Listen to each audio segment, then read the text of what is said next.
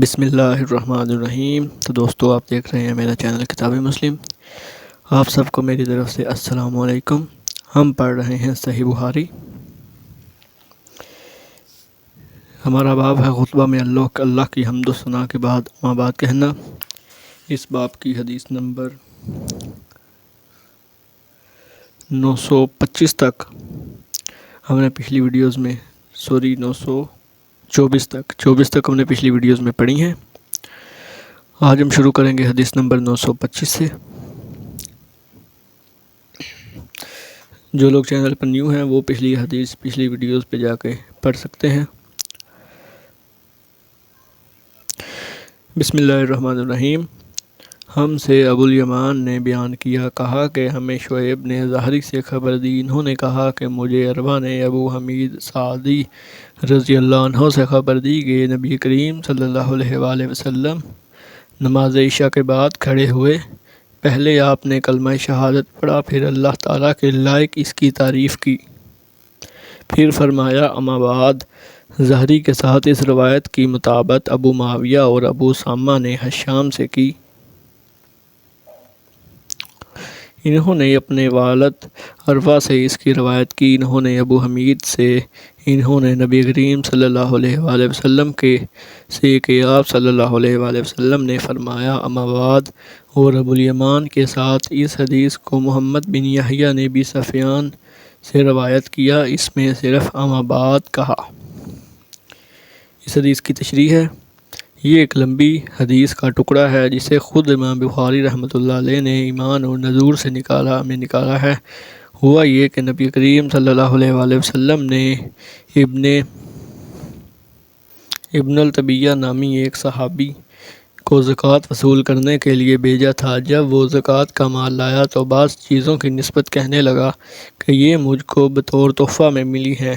اس وقت آپ نے عشاء کے بعد یہ خطبہ سنایا اور بتایا کہ اس طرح سرکاری سفر میں تم کو ذاتی تحائف لینے کا کوئی حق نہیں ہے، جو بھی ملا ہے وہ سب بیت المال میں داخل کرنا ہوگا۔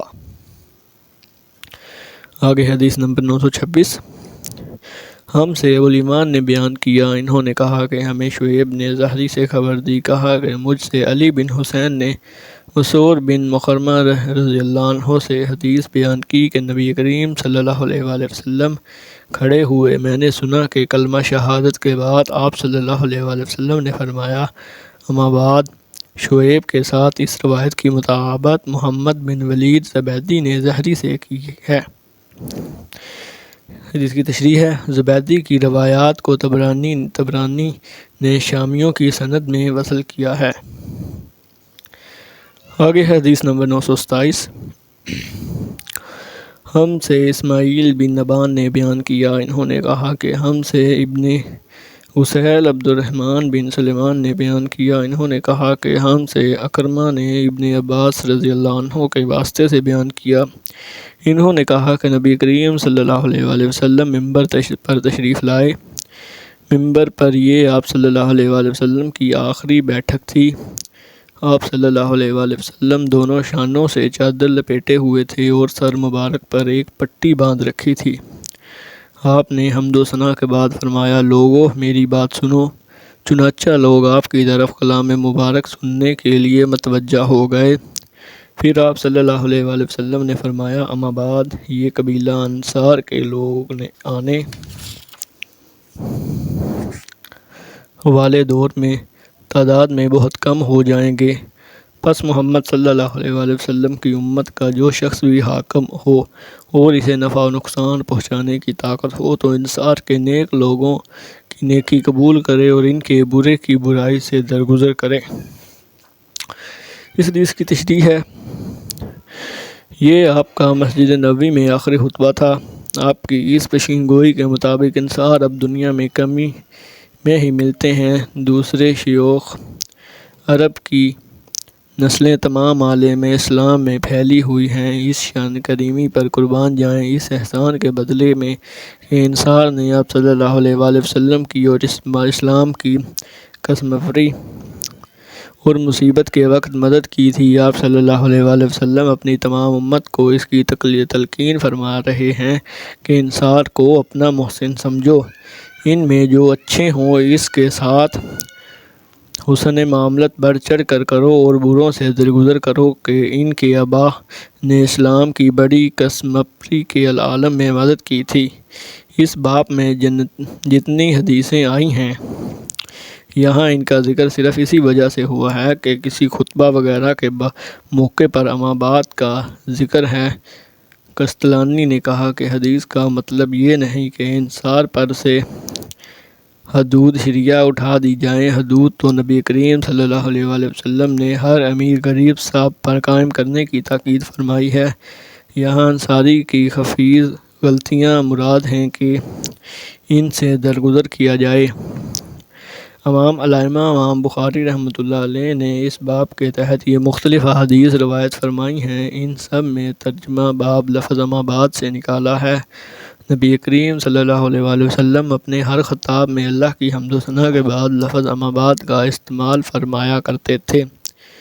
گزشتہ سے پیوستہ حدیث میں عشاء کے بعد آپ کے خطاب عام کا ذکر ہے جس میں آپ نے لفظ اما بعد استعمال فرمایا۔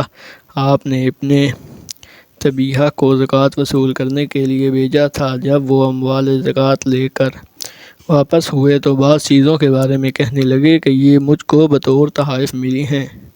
اس وقت آپ صلی اللہ علیہ وآلہ وسلم نے عشاء کے بعد یہ وضع فرمایا اور اس پر سخت اظہار ناراضگی فرمایا کہ کوئی شخص سرکاری طور پر تحصیل زکوٰۃ کے لیے جائے تو اس کا کیا حق ہے کہ وہ اس سفر میں اپنے ذات کے لیے تحائف قبول کرے، حالانکہ اس کو جو بھی ملے گا وہ سب اسلامی بیت المال کا حق ہے۔ اس حدیث کا امام بخاری رحمۃ اللہ علیہ نے ایمان و نذور میں پورے طور پر نقل فرمایا ہے۔ گزشتہ حدیث میں نبی کریم صلی اللہ علیہ وآلہ وسلم کے ایک آخری اور بالکل آخری خطاب عام کا تذکرہ جو آپ نے مرض الموت کے حالت میں پیش فرمایا اور جس میں آپ نے حمد و ثنا کے بعد لفظ اما بعد استعمال فرمایا۔ پھر انصار کے بارے میں وصیت فرمائی کہ مستقبل میں مسلمان ذی اقتدار لوگوں کا فرض ہوگا کہ وہ انصار کے حقوق کا خاص خیال رکھیں، ان میں اچھے لوگوں کو نگاہ احترام سے دیکھیں اور برے لوگوں سے درگزر کریں۔ فی الواقع انصار قیامت تک کے لیے امت مسلمہ میں اپنی خاص تاریخ کے مالک ہیں جس کو اسلام کا سنہری دور کہا جا سکتا ہے۔ یہ انصار ہی کی تاریخ ہے، پس انصار کی عزت و احترام ہر مسلمان کا مذہبی فریضہ ہے۔ تو دوستو یہ تھی آج کی کچھ حدیث اور ان کی تشریح جو آپ نے آج پڑھی۔ آنے والی ویڈیوز اور حدیث پڑھنے کے لیے میرے چینل کو سبسکرائب ضرور کریں تاکہ آپ کو آنے والی حدیث وقت پر ملتی رہیں۔ روز میں چند حدیث پڑھتا ہوں۔ آپ بھی ثواب دارین کی نیت سے اس ویڈیو کو زیادہ سے زیادہ شیئر کریں۔ صدق اللہ العظیم۔ اللہ حافظ۔